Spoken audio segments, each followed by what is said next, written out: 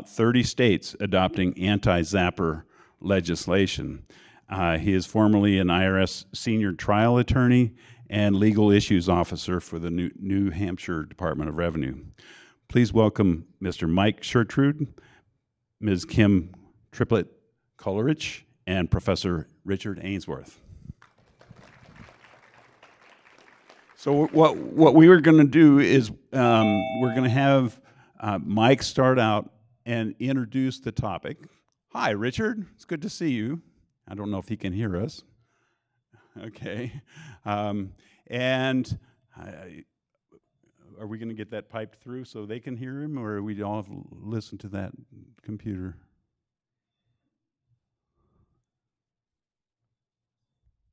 So you want to test your audio one more time? Mine? Are you muted on your side? Oh, we hear him. Okay. Then we'll start with Mike and follow with Kim and then Richard. And they are going to go in that sequence. And I think you'll see a different flair, different views as we go through it. All right, can you hear me? So my name is Mike Shertrude with the Department of Revenue. So I've been with Revenue for 25 years. Who's an accounting major here? We hire twice a year, usually December, January for the middle graduates, and then June. So if you like this is something you can come and audit. It would be exciting stuff. So I've been in our CAP unit for about 15 years. In 2008, I had one of my colleagues went to a conference in Florida, came back and said, this guy was talking about this suppression stuff, whatever it is. It's kind of interesting. I think it could be happening in Washington. So I said, well, let's take a look. So I asked, and they said, yeah, go research. So I started researching, and here was my original thought. How do I know if this is fact or myth? And by the way, Bigfoot does exist, right? We all know that. But what about sales suppression? So I started doing research, and I found out in 1997, Quebec was doing some investigations. But then, other than that, a little bit in Canada, everything was in Europe, overseas someplace, where they had found this problem. Nothing in Washington, nothing in the United States at all. So the question is how do we find this? You do an audit, you don't know if something's missing or not. So what do? So we'll kind of tell you kind of how we got to where we are today. So there's 30 states, as Jeff said, that have the law passed. Washington was the 11th state, I believe. What's interesting with this is there's only really 7 states on there that have any kind of program at all. And it's really a small program. What you're going to find is states aren't really giving a lot of resources to this, even this program at this point. It's fraud. It's a new way to do fraud. All the younger generation, you have your phones, you have all this. It's electronic fraud. The old days, right, they just skimmed out of the till. So it's not only a suppression problem, but it is still a fraud problem. So how do you kind of get to that point? So you have these states. What's interesting, Georgia, West Virginia, Louisiana, the southern states, they pass things really quick. Louisiana, I went to Louisiana in 2012 and did a presentation for them. They invited me to come over and do one. 6 weeks later, they had a state law. Never done a thing about it, but they had a state law. All right, so what is sales suppression? Again, it's just an electronic way to not report your taxes. They use point-of-sale systems, POS systems, and they use ECRs, electronic cash registers. They use both. So instead of skimming, as you kind of keep better books and records, they just delete sales through that. There's 3 types. There's something called a zapper. How to get that name? Actually, in Canada, they got a floppy disk that was written on it Zapper. And that was the software program that deleted sales. And it's stuck ever since. Really what Zappers is today is a thumb drive. You put the thumb drive in, and I've seen this. You put the thumb drive in, and this magic box appears. You type in a password, and then up on the screen says, do you want to reduce your sales by a percentage, a dollar amount, or number of tickets? You put in $300, it goes through, it takes $300 of sales off for the day, it reorganizes all your sales, and you'll never know. If you go in and do an audit, you'll never know unless you have the sales receipt. And that's how Quebec, Canada started finding this, as they went in and did undercover buys. Now you really want to work for us, don't you? Because you get paid to do undercover buys. And we pay for the meal, right? And you have the receipt. And then after a period of time, you go back and you do the audit and you say, are these receipts here? So 2 years later, 2010, we were kind of figuring out, how do we find this? We didn't have any policies, any procedures. So we found an audit. We went there, revenue employees, and they used their own money, their own time to buy meals. We then went back and did the audit. We were missing 7 out of 12 receipts. We're gone. Here's a problem, though. We didn't know what to do. We caught something. Kim's in the AG's office at the time. We contacted the AG's office. They said, we have no idea what to do. How do we know if we go in there? We don't have any forensic experts. We don't have anything like that. So we kind of had a thought, but we really didn't know how to address it. The second kind, phantomware. That's a program built into the system. One of the big cases was in Vancouver, British Columbia. That kind of started this whole thing. And it was a POS system called Profit Tech. And they had phantomware in it. So that means that you hit a couple secret keystrokes and pops up this magic box. It's built into the system. That's phantomware. The third kind, and this is more what's coming now about, is RDM, remote data manipulation. A lot of POS systems now, when the data is rung up, it goes straight to the cloud. It's not even on the system. It's rung up and stored on the cloud. Then at the end of the month, they can get their sales reports and things like that. So what do? It goes to the cloud. It's usually in another state. They delete sales in the cloud and then send them back to your computer when you need them to do your reporting. That is usually a monthly fee. The Zapper is usually a one-time fee. Could be $500, could be $1,000. Pretty good investment, isn't it? All right, so those are kind of the 3 types. Here's the cases. As we started doing research, you had Stuart Leonard's Dairy, and I'm thinking, how would a dairy suppress sales? And so I have this right here, Stuart Leonard's Dairy. This is a bag. I had one of my staff went back east, this is in Connecticut, went back east to do an audit and got that for me because he knows I like that. But it was an IRS audit found it. They found the thumb drive or the Zapper in a hollowed out book and $17 million. Another one, Lashish Restaurants. The Zapper had it, 13 restaurants. And here's kind of a trivia question. The owner of this, they didn't operate it, but kind of the silent owner, was a very famous singer. I have a coworker, he's about 30 years old, and I asked him, I said, do you know this person? He goes, kinda. So I don't even know if you're gonna know her, but her name is Celine Dion. Anybody, do you know her? Okay, well, I know you do, but. So there's a couple of cases that we kind of found. In Washington now, we have the first criminal conviction in the United States. Yuling Wang. She has 2 restaurants now. She had one, very successful restaurant. She actually pled guilty, confessed, gave us the thumb drive. Within that, John Yen, that's the POS provider. That's who sold her the Zapper. And the IRS handled that case, and he spent 18 months in jail. First cases in the United States at all. The IRS had 5 restaurants in Chicago. In fact, I was at a conference a couple weeks ago and talked to the IRS agent to kind of help that. Minnesota now has a case, Michigan, Connecticut, and then there's some other cases going on now that are kind of still waiting to get brought to trial. All right, so how does it work?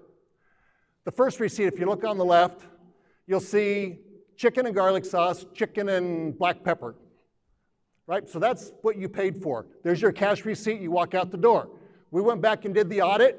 We asked for that particular sale, and you're gonna notice that the chicken and black pepper is gone. They just deleted about $9 in sales and then the tax associated with that. Here's another one. This is deleting and re-indexing. There's some POS systems that will actually let you delete and then re-index, re-sequence the tickets. So this one, you'll see order number 21,213,000. You'll see that it's the correct ticket, but if you look on the right, 188,000. So they've deleted about 24,000 tickets over some span of time. We don't know what, but they deleted tickets. You look at the bottom, ticket number 87, ticket number 63. So for that day, we can say for sure they deleted what, 25 tickets or so, at least?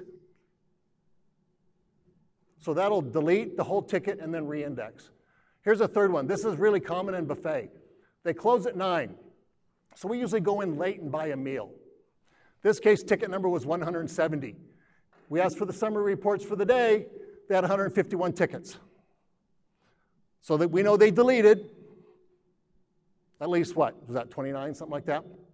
See, I graduated a long time ago in accounting, so I can't count. But we know that that day they deleted a whole bunch of tickets. And we know they deleted our 170 for sure. Or if they didn't, they re-indexed, and that could be number 151. We don't know. So those are some of the common ways that this happens. I'm going to kind of jump back and forth in this case. So what did we want? What did I keep saying? Here's what we want to do to try to make this a program. We wanted to get a thumb drive. We got it. We got that thumb drive. She gave it to us.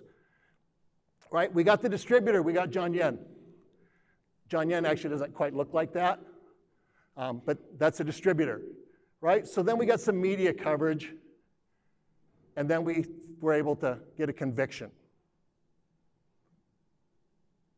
So the media conviction was great. I actually, a TV company from Bosnia or someplace came to our office, and I did a TV interview on fraud in the United States compared to their country, because their country is so corrupted, if you will.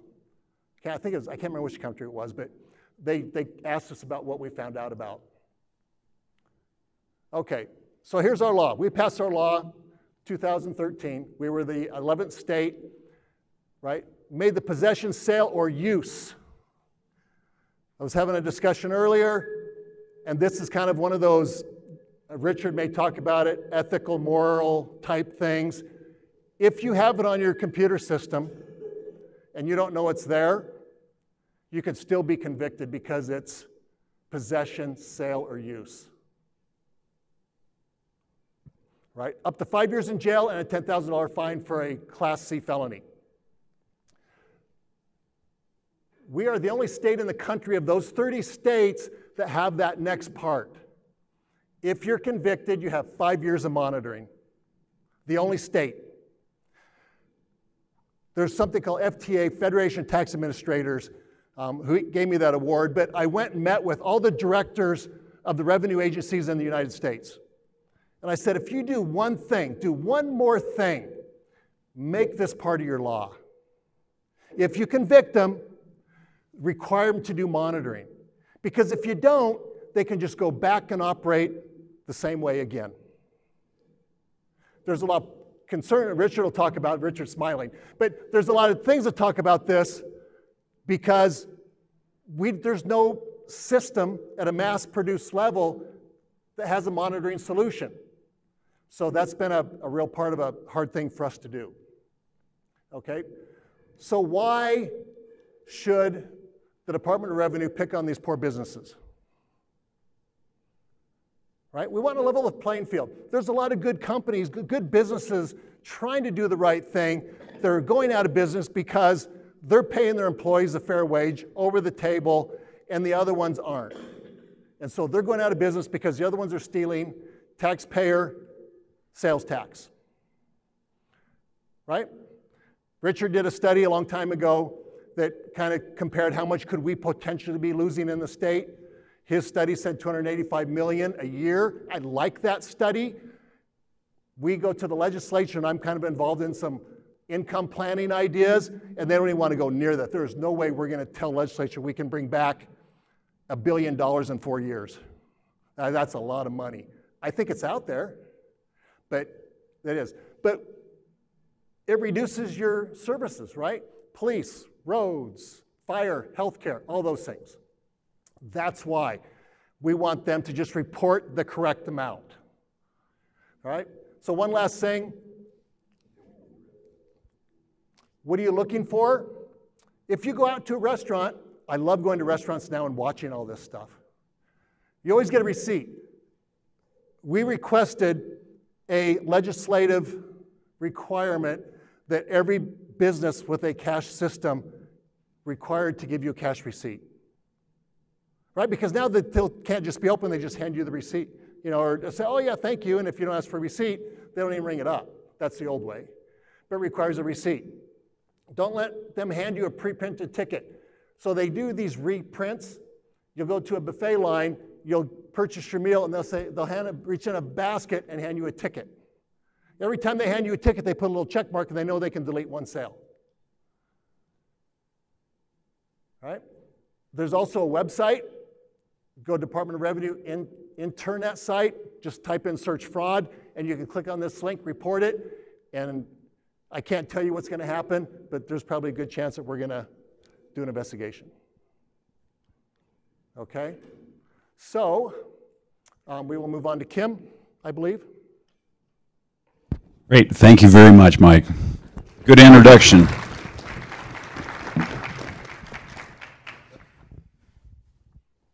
So my job in these investigations is once Mike's team of auditors has come and found a company that has this software in their system, and after they've done these buys, then they know that they can bring it over to us. And my job is to investigate it at a criminal level. So most of you guys probably know the civil level is 51%. It's more likely than not that somebody committed an act or some kind of fraud.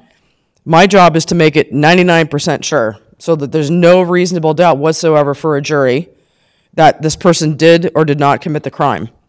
So we start with the receipts that they have, their full investigation, and then we have to go out and do some extra work and use all the evidence that they've already obtained to go from basically a scenario I used earlier was going from Mount Rainier to Kilimanjaro.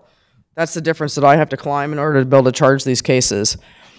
And so I go after the five W's. How does it happen? Who did it, and how did it happen? That's the most important part.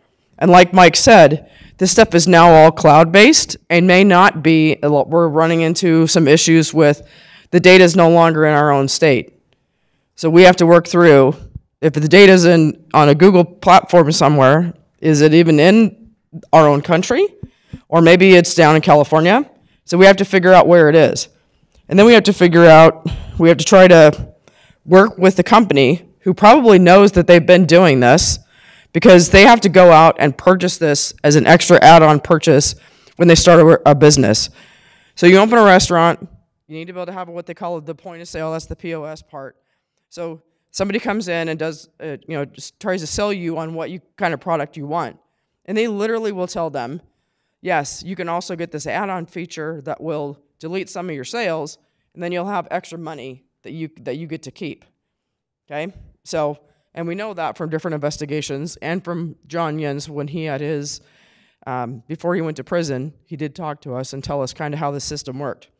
And also, you're probably wondering why I don't have a PowerPoint presentation, because I work for the Attorney General's office. All this stuff could be open for public disclosure, and I don't want any defense attorneys to be able to come back and use any information that I've given to you against us or our cases, or try to use that to disprove any case that we have. So I talk off the cuff and have this little piece of paper so that it can't be used by anybody later on against us, because that's definitely not what I want to do.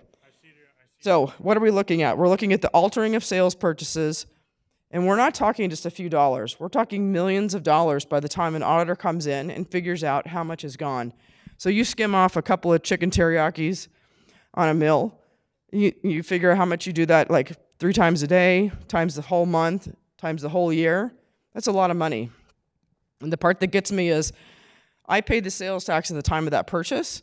So that's your money that you know that when you pay that sales tax, it's supposed to go back to the state. So they're taking money that's not even theirs. So what they do is the restaurant holds that money in basically a trust account, and then they have to forward it to the state at the end of every month or quarter or however, whatever kind of reporting system that they're on. So, and what happens is they don't report it because they just use the printout that they've been given, knowing that it's fraudulent. And maybe you CPAs in here can see that and go, wait a second, I thought they had a lot more sales than that. They have a lot more money in their bank account. They'll have a lot more other things, which I'll talk about how we figure out that they know what they've done is wrong. So who is it that's doing it? We want to try to find the person in the company that has the software. There's like 4 or 5 different companies out there right now that actually have this software, and we're aware of it. And we have to work diligently to try to figure out how to go after them. So I'm not just trying to do the one-off of the restaurant. I want to go after the head of the snake and not just try to work my way up from the tail. So I want to take the top guy out who's selling it to everybody else. And where is it? Again, that's what I said. The tough part for us right now is where is that point of sale system stuff? And what's great for us is that this is the only piece of legislation for a criminal investigation that doesn't need to prove intent. Most of my cases, I have to prove intent, whether it's an auto theft case or any other criminal act or theft or fraud. But this one doesn't have it in there. If it's a company owner that has it, then they're guilty of it, which is awesome for us. So, and how is it done? Again, there's manufacturers out there that's their only job is to create this product that will skim off tops of monies to give these companies more money at the end of the day. And why? Comes back to greed, right? So who, what, where, when, and why. And greed is always the lead, which is why I have a full-time job, more than a full-time job, is because they're not just happy with getting an extra $150,000 when they can get $300,000 because they've been sold this by somebody that says, hey, this is how this is going to work, or this is what's going to happen. So what we try to do with the evidence that we have is be able to put it into court. So his guys go out, Mike's guys go out, get the point of sale stuff, get all the information off the computer. Then we can go in, and there's ways within the software programs that you guys are much younger than I am, so you probably realize this. But every time you change a program, either in QuickBooks or these point of sale things, there's always a trail. There's little hashtags, hash values that come in play. And we have people, his team has people that can go into those devices and show how much it was manipulated and where and why and when. So that it's done. Is it done every 30 days? Some systems are set up to where it only happens once a month, or some are set up to where it happens every single night. And his team can figure that out. Some of the ways that we figure out how this has happened is, again, you guys are the bookkeepers or the accounting company for these guys, and restaurants have to report several different ways. So they have to report every month how much they made to the state. At the end of the year, they have to fill out a 1099-K, which is how much money they got in sales in cash register receipts from credit cards. So, and then they have to fill out what they call a combined CETR, combined excise tax return. And so I compare the numbers on that document to how much their credit card sales were, to how much is in their bank accounts, because I'll get search warrants to do their bank account records. And if I show there's a whole bunch of cash and or credit card receipts going into their bank every month, and then the point of sale company has to use a throughput from where the sale went through how did it get to whatever bank, then I'll go get a search warrant for those bank records and show exactly how many purchases were made by dollar amounts every single day. And then that's how we put our case together from the financial side after it's detected up in the cloud with his team finding it and then us building it up to the greater level. So. Great. Thank you very much. I guess I don't hear myself, but they say it's working, so I guess I'll just talk here. Richard, can you hear us all right? We don't hear you. Can you put the Skype up on the audio, please? We're not hearing the audio. It's not. I guess, are you hearing me?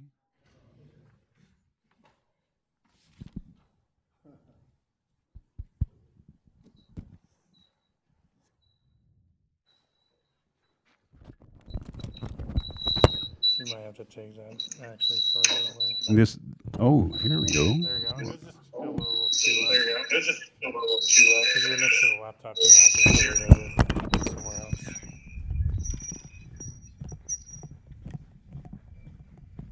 Okay. So our third speaker is Professor Richard Ainsworth, and I introduced him earlier.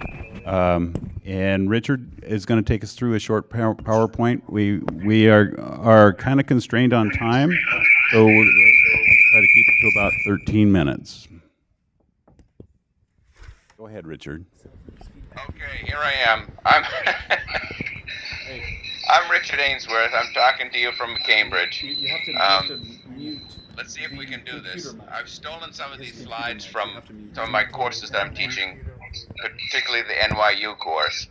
So if we go here, there you are. Share the screen. So here's what we have. Topics I'd like to discuss are mostly on the distributed article there. What's important is, what's the difference between knowing you have a zapper or possession of a zapper and use of a zapper? It might be important for us to look at the statute. I think what you want to do is criminalize use of a zapper if you can prove that they've used it, or phantomware, or one of the other suppression devices, not simply possession of some software. The statute probably also needs to be careful with some definitions. A zapper is not necessarily phantomware. It's not the dark cloud. It's not the next generation of suppression devices out there. The statute needs some regulations a bit to be more specific on this material. Particularly, you need some redrafting of the statute for sales suppression as a service. You probably also need some work on an amnesty provision and some ability to persuade taxpayers to come into line, and an amnesty would be very helpful. The second topic I'd like to talk about is some constitutional questions. We just recently had a U.S. Supreme Court case, Timms versus Indiana. It talked about excessive fines or excessive state penalties. It might be that the state of Washington has some excessive fines here. There is another issue for constitutional questions just to think about. There's a 14th Amendment issue dealing with Yick-Wo versus Hopkins. It's an old case, but what it says is if you leave too much discretion to the government, that's going to affect somebody's ability to maintain their business, then you violated the 14th Amendment. The third thing I'd like to talk about a bit is real-time security systems and how you can put those in place and what they'll should be able to do for you. So there's a set of articles that have been handed out. The second article here is the one that everybody has, but there's 3 more that go in that series. There's also another series of articles that are really related to what you should be talking about here, and it's sales suppression in the marijuana market. The state of Washington has what's the highest tax rates on marijuana in the country. It's very likely that the same thing that you're seeing in restaurants, you should be able to be seeing in the marijuana distributors. So here's your constitutional issue.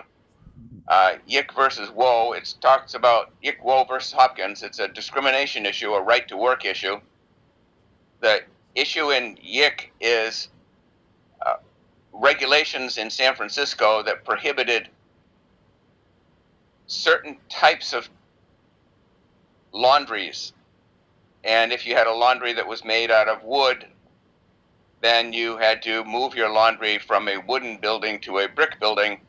Effectively, it was by unrestrained discretion of the department in charge of this, and what they wound up doing was eliminating the ability of the Chinese in San Francisco to run laundromats, and it went all the way to the Supreme Court.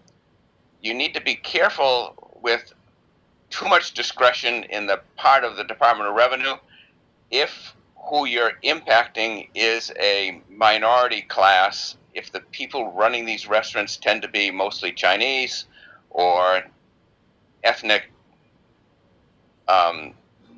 individuals coming from other countries, there is a possibility of a problem here.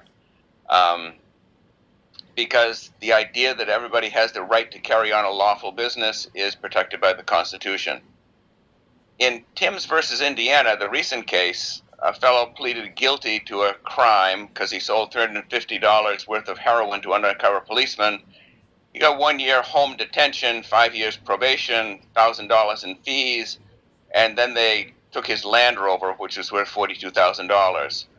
The Land Rover was purchased with money from his father's insurance policy when he passed away. The Supreme Court says the seizure of the $42,000 Land Rover was excessive fine. It was 4 times the maximum fine. Parts of the operation of the statute in Washington have incredible fines to it, like prohibiting somebody from maintaining their business for 5 years if they don't install a monitoring system. You may have some issues here with Timms versus Indiana. Those are just things to think about. In the classes at NYU, we wind up getting discussions on these issues, but it might be good to bring up here. The next series of things I'd like to show you is what happens in Fiji for a security, a monitoring system there, and it's going to be installed in the state of Washington. Let me just show you how this works. This is presented in a sequence that I use in class. What you have is a POS system that's been accredited. It's connected directly to the authorities' system. This would be the Department of Revenue. So data would come in from a transaction, somebody purchasing something in a restaurant. Then the data would immediately go to the authority system. It would probably take less than a second to transfer over. It gets stuck into the cloud. It's fully encrypted. It gets transferred in the authority system to a fiscal invoice, and then the fiscal invoice comes back to the POS system. Takes about 2 or 3 seconds for this to happen. And when the data comes back, it's all preserved, recorded, fiscalized, and what you can do is put a QR code on the bottom of the receipt. So when the customer gets his receipt back a couple seconds later, he has all of the data recorded both in the POS system that's on site, transferred to the Department of Revenue, preserved in the Department of Revenue, preserved in a QR code on a receipt on the bottom of the receipt that he has, and he can go home and verify that he paid his taxes and the taxes were reported to the Department of Revenue, and everybody should be happy in the system. It costs maybe $100 to put this system in place per restaurant. There is the possibility of you not having access to the internet when you do this system. And so what has been developed in Fiji is the idea that you can have an external sales data recorder, which is the same process we're going to go through, except the internet's not working in this example. So we've included the secure element. The data from the that's going to verify the transactions comes down from the tax administration into the secure element inside the external sales data recorder. And then the same process starts to happen. The transaction data comes in through the POS system, goes into the external sales data recorder, then gets processed there, and effectively gets sent up to the tax authority and gets processed in a fiscal receipt that the taxpayer has at the end. Everything is verified, 3 ways to everything. And so the tax authority knows what happened for a transaction. You, the taxpayer, knows what happened in the transaction because it's fully recorded on your in your POS and your external sales data recorder. You can have within this system a mini blockchain, which is sometimes called a proof of audit. inside of each receipt that comes out of the POS system. So I've got a POS system in blue, another one in red, another one in gray, another one in green. So there's multiple POS systems working in the country. They're all accessing the data and sending it to the tax core, which is at the tax authorities level. You verify all these receipts that come down. And then what happens is inside the blue example here, the blue receipts will let you know in sequence that the first receipt recorded sales of 100, the second receipt recorded sales of 20 more, and each receipt will cumulatively verify all of the data was in the previous receipts. So if what happens is this, that you missed a receipt number in the middle, so if this one was zapped out for some reason, receipt 3 wasn't there, receipt number 2 you could verify because it went into the tax administration. You had a digital record of the whole thing. It was recorded in the system on site, and you have digital receipt number 4, and it's missing number 3. So you just do a simple subtraction, and the retail sales tax by the time I did receipt number 2 is 12. It's 35 when I get to 4. So I know what should have been on that receipt that's missing. I know the sales that should have happened on that receipt. So I can effectively perform an audit with a technology system that will allow me to not estimate how much was zapped or how much was removed from the system. I know to the penny how much was removed, and to the penny how much taxes are owed by the tax authority to the tax authority. So I think I'm within time. Okay. Thank you so much, Richard. Really appreciate it. Can you hear me all right? If you need the slides, it's perfectly all right to keep the slides. There's more data that I have for additional slides, but they probably come from additional courses that I'm teaching at NYU. But this is the approach that I'm using for this type of fraud that's out there. Okay. That we need some discussions about constitutional issues. We need some discussions about better technology that can take care of the whole thing. We do need some discussions about proving the dollar amounts that have been removed from the system rather than just relying on estimates and Great. estimates. Too many Richard, estimates can you hear me on all right? how much was I don't think stolen, he hears me. or if anything was stolen. That's it. Can you hear me, Richard? Yeah. I hope you heard some of that. Hello, Richard. Oh, okay. All right. So I think you said earlier that it is likely that pot shops have similar Zapper software. Is that correct? He doesn't hear us. Okay. Is that true, Mike? Do you think that pot shops have similar Zapper software?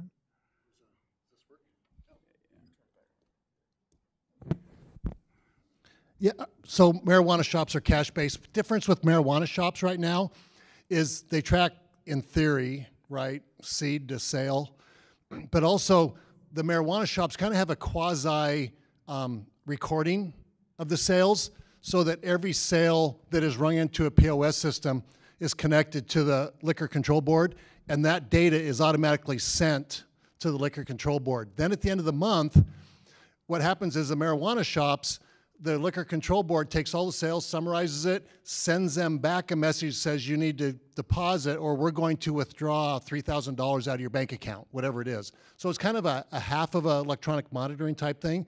But with that being said, I would agree with Richard. It's cash-based. We have had conversations with LCB about maybe doing some things with them. The problem is at this point, they won't give me undercover money to go buy marijuana. Yeah, okay. But the 5-year, Richard, can you hear us? I can hear you now, yes. Okay, great. The 5-year electronic surveillance that's written into the Washington law, has that been put into practice yet? Yes, that's the case that Richard's talking about. So there's 2 restaurants currently. Yuling Wong had 1 restaurant. She is being monitored now. She opened up a new restaurant after the conviction, and the way our law reads currently is any business she opens, that monitoring follows. So she opened up a new restaurant, and the monitoring went to that restaurant as well. And how does that monitoring work for her restaurant. Can you tell us about that? Is it the same as the pot shops? No, it's a little bit different. So the one that Richard's talking about, actually I had a meeting yesterday with this company, and she is switching to this system that Richard discussed. Currently what her system is now is it's ringing up through the POS system, it's going through to a secured server on site. Every sale, every keystroke, so whether it's a void, whether it's an open till, no sale, whatever that keystroke is, it's going to a site. Then it's uploaded monthly, and then we're getting that data monthly. It's their whole POS system, or if you know POS system, it's databases, right? And you could have POS means point of sale. Point of sale. And you could have 10, 20, 30, 40 tables within that database, right? At different parts of the receipt. So we're getting all that information. From the new system, we're getting the summary totals, but then Richard kind of referred to it. They call it an audit package, where if you drill down, then you can see the actual purchase. But we're going to be getting mostly summary sales that will then reconcile to what they reported.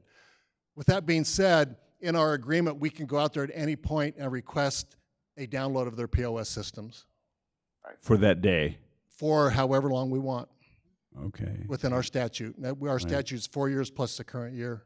And Richard, did I hear you correctly that you think that even though somebody has been convicted of, would you agree, is this a tax evasion? Is that in the case that, is it safe to say that it's tax evasion? And they've been convicted, and then the state wants to put in electronic surveillance. Richard, your position is that that is undue punishment?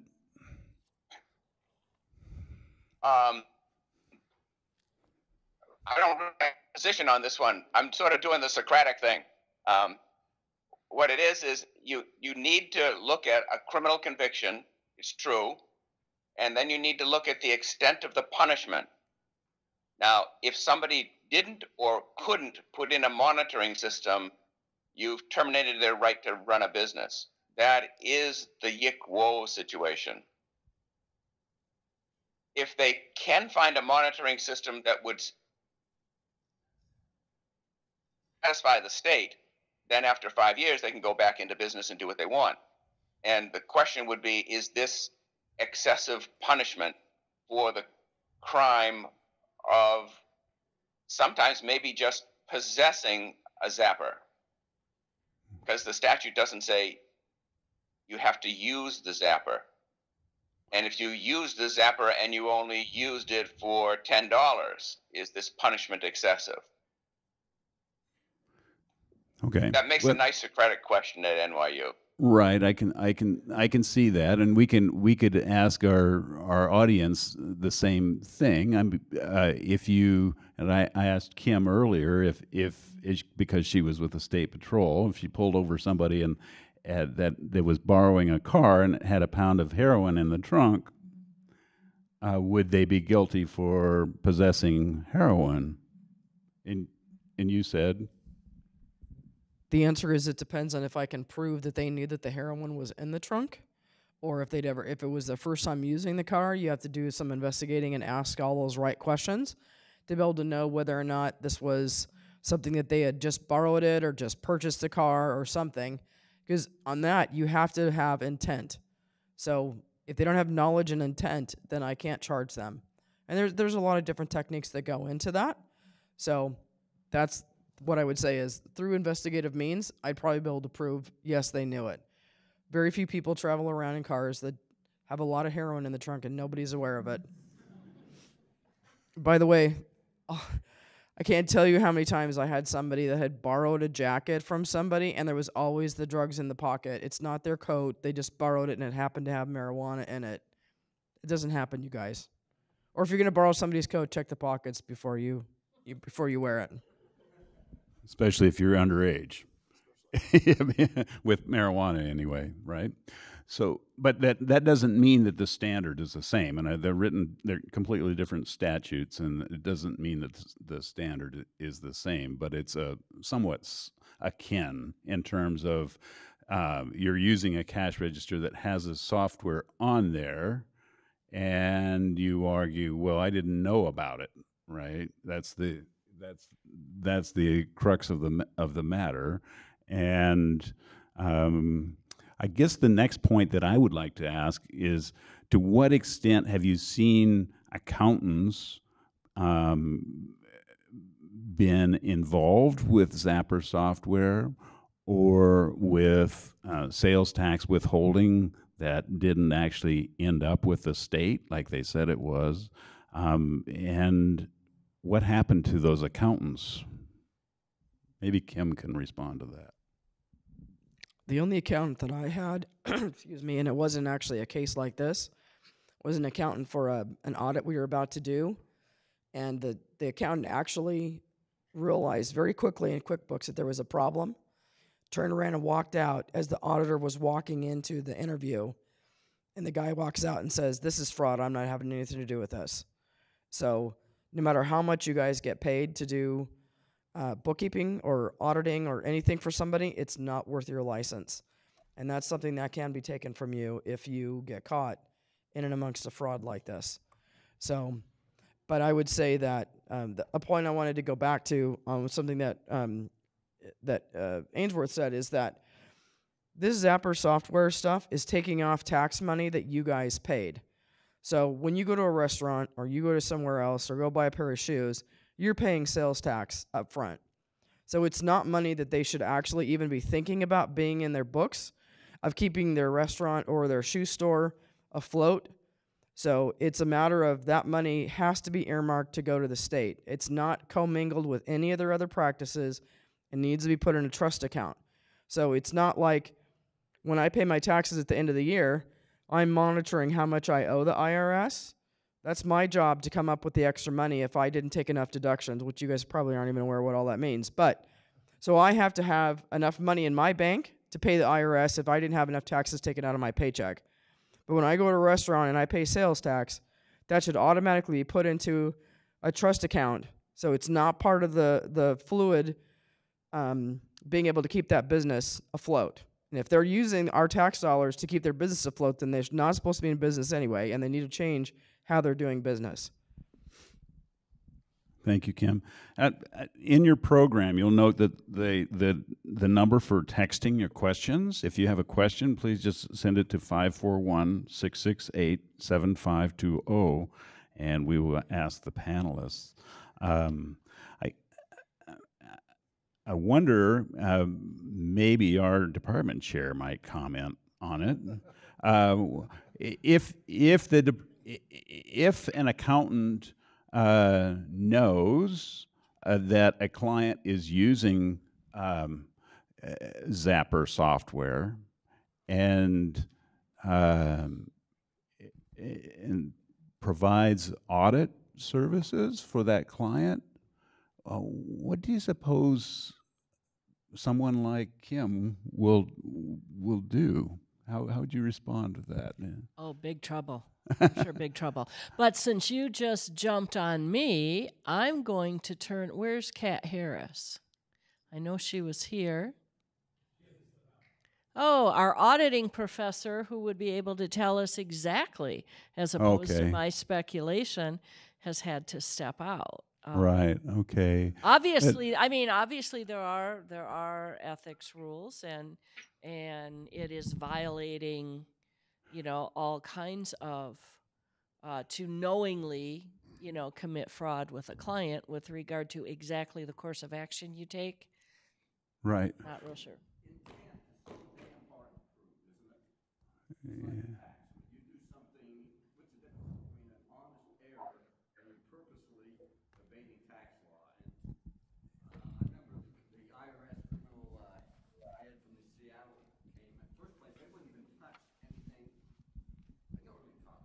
No, but we got. Oh, I'm sorry. Yeah, they said they would not touch anything under $50,000 because it's so expensive to litigate tax fraud. And I know because the burden of proof, of course, shifts to the IRS, and it's just just like any criminal case. So real quick on intent, that's a great question because in the auditing environment, when we're doing civil, we're 51%, right? We reconcile the records to the reporting it's low, they can't explain why, we assess, right? We can assess it. They have to now come and tell us why it's different. But then when we get a case and we believe there's sales suppression, their cash percentage is really low, it doesn't make sense, we're missing invoices, and Richard hit on it earlier, we estimate. How else are we going to do it? We're going to estimate a total. But then we say, okay, AG's office, would you like to take this case? And down they need that 99.9%. And that's the really, really difficult part that we have to transition to. How do you get that 99%? You have to have the thumb drive, right? Or somebody says, yeah, we did it. But that's difficult. With back to the accountants and their responsibility, they are supposed to be informed experts. And it's going to be very difficult for them to say, oh, well, I didn't know this because they were auditing revenue. I mean, that's part of a financial statement audit. And they're licensed by the state. And Kim is an investigator for the state. Her job is to take your license away, or your boss's license. So I think it's going to be a bit of a challenge, and I would to defend. Oh, I didn't know about it. And if you're doing a financial statement audit that requires you to assess internal controls, I think it's going to be a bit of a challenge to plead ignorance. Richard, maybe you could comment on that.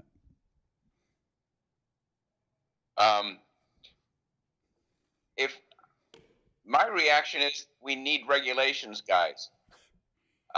We're spinning off a whole bunch of hypotheticals of what an accountant should do, of what an accountant should have responsibility for. It would be really nice if we had some regulations that gave us some examples and set out how we determine intent or how we extend responsibility to an accountant. The statute's just naked statute. There is a problem with not enough information. So what, if you were going to look at, Richard, you've been involved with some of these, and you, as well as Mike, in writing laws. How would you do the intent? How would you deal with that in regulations? Because I assume it's going to be regulations underneath that law, right? The interpretations of that law that need to be set out in a regulation of what intent means. Have you given that? So we've thought about it. So could you say, and Richard won't like this, if we can prove fraud, I think that's different. Proven fraud, yeah. That's the 100%. Is a different level, right? Yeah. So proving fraud may not be as difficult as maybe the 99.9%. So maybe if we prove fraud, that would require monitoring. That's an option. Another option is like this solution that Richard showed. The only way to truly stop this is going to require some type of monitoring for all businesses. So that mini blockchain solution that Richard showed up there, that was a response to a conviction, right? That's not everybody. That's just a response to a conviction. That's only for the 2 restaurants in Washington. But other countries such as Fiji, that's countrywide. Everybody's required to do that. You look at other countries, Belgium, Sweden, all these countries, Quebec, Ontario is setting something up. It's a mandate that you have to have recording module on every business with a POS system. And they're using that blockchain technology for that? Maybe some of them are using that part, some of them are using a little bit older system where they're using, it's called a sales recording module that is in the restaurant. The sales go into a black box, and then the revenue agent come out, they can plug it in, they can upload the data, but it gives them, that data is there if they want to see it. It's not being shot real time like this new solution is. Okay. Does anybody have any? Mike, you're going to have the cutting edge system in a couple days. Yes, sir. You will have the best system that's out there. You will have real time audits. You will have the whole 9 yards. Yeah, and so just from a United States perspective, Washington, this is a second different system we've had. Again, there's no systems in here. It's hard to find somebody that's willing to come in and provide a system to a business because the return on investment, there isn't any. So we are getting examples for the United States on potentially what could happen down the road. So it is an exciting thing to do. I have a couple of questions here. I think this one's for Richard.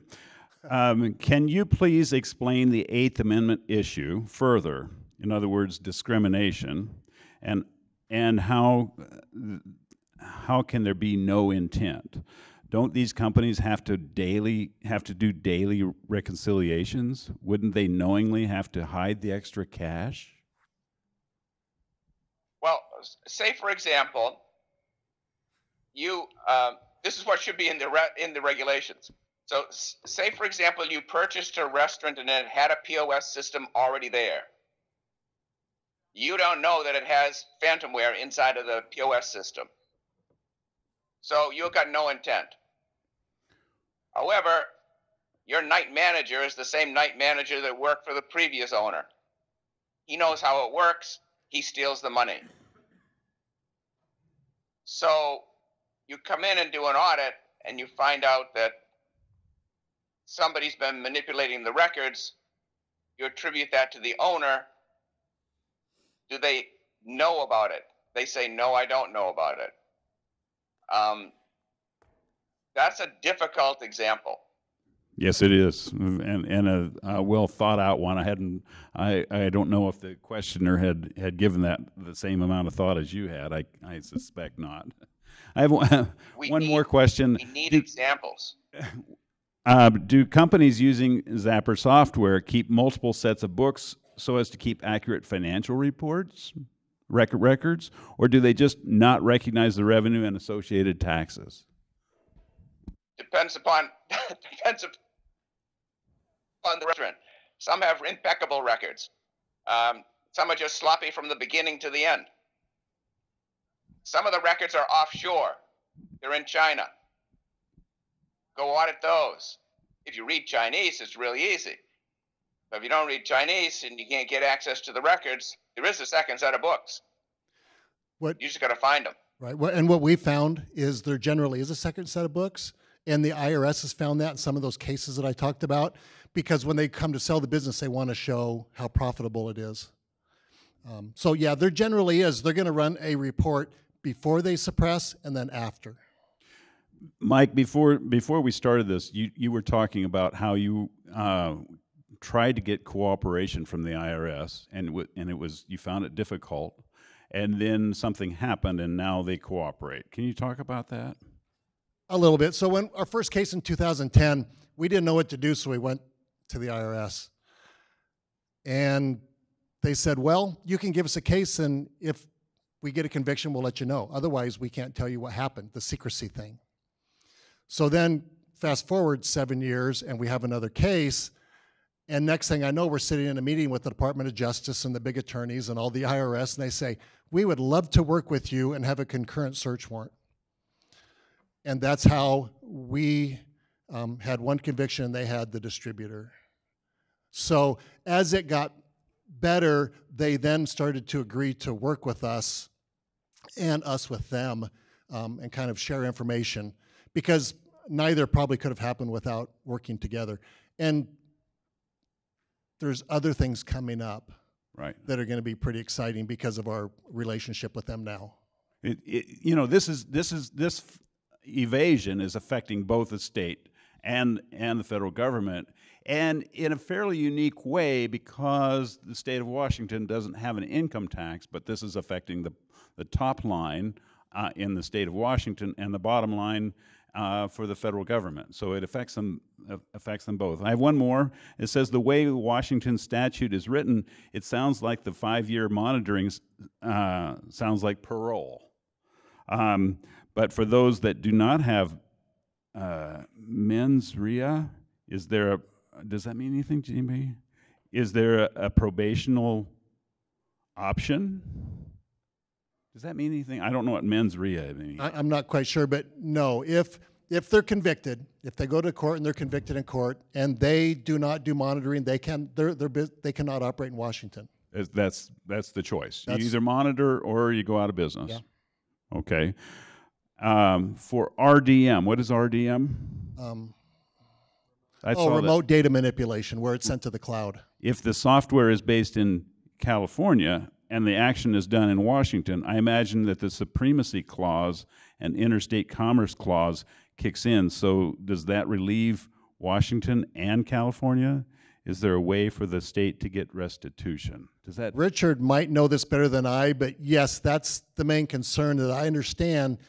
And that's why those data centers are generally outside of the state where it's being done at. Richard? Yeah, we have a case like that. It's in North Carolina. The data in a Dello system went to California, of all places, got manipulated in California, re-imported back into the Dello system, and so we had remote manipulation. It didn't make it to a tax issue. It was two partners that were fighting with each other. And I tried to flip it to the state of California to get some analysis out of the whole thing, but the tax issue just never ripened. But I know it happens, and I know it happens between New York City and Philadelphia. The data goes to Philadelphia, gets manipulated in Philadelphia, and gets re-imported back into the systems in New York. But New York found that on sting operations 8, 9, 10 years ago. Well, one of the things that I found fascinating was how the Department of Revenue initially found this out. Was they went into a restaurant and bought lunch, and then they asked the restaurant for a list of their transactions for the day, and they were not there. I think that was actually shown in one of your examples earlier on.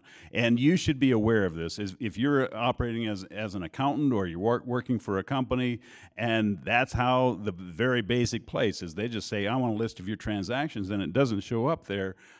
It's going to be a hard sell to say, oh, well, I didn't know about it. Especially if you have an accounting degree from WSU. You're supposed to know about it, right? That's what you got educated for.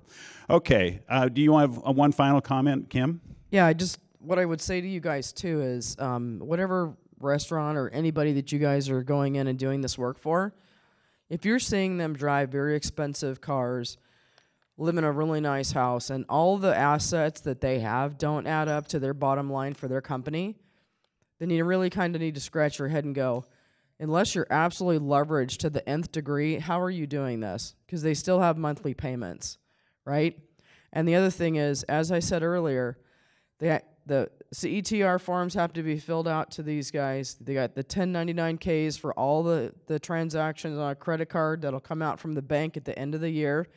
So if you're doing the end of the year taxes and you're looking at this and they're all over the map, on have some, have not some, how is this working? That's where I'd start asking those questions. And for us, following their assets is super important. If you guys ever watch American Greed, it's all over the place of how these guys have all this big stuff in these beautiful homes. As it turns out, they're just pocketing all the money, right? So that's another thing that I would look at. If the guy pulls up to you in a Range Rover or a Maserati, and he's barely making ends meet in his business, I'd be going, how are you doing that? Right. You know what I mean? You bet. I think first off, I hope that your ethics and your legal responsibility says, I don't want to do this because I have higher standards because I'm a kook. If you feel like you really want to get involved with this and get involved with Zapper, I strongly encourage you to go to a different state. Because these guys are in the cutting edge, and I don't want to mess with Kim, to be honest, or Mike. You know, these are tough dudes. You know, and I don't think that's the place that you want to be starting your Zapper business, to be honest. So I think that. First, I think you're a kook and you have a higher standard than that. With that, we have an exam coming in here. It starts promptly at 6 o'clock. You need to get out of here so they can get in here. And there are ID scanners right outside the door. The speakers will be outside in case somebody wants to ask them a question. Okay. Sorry. Thank you so much.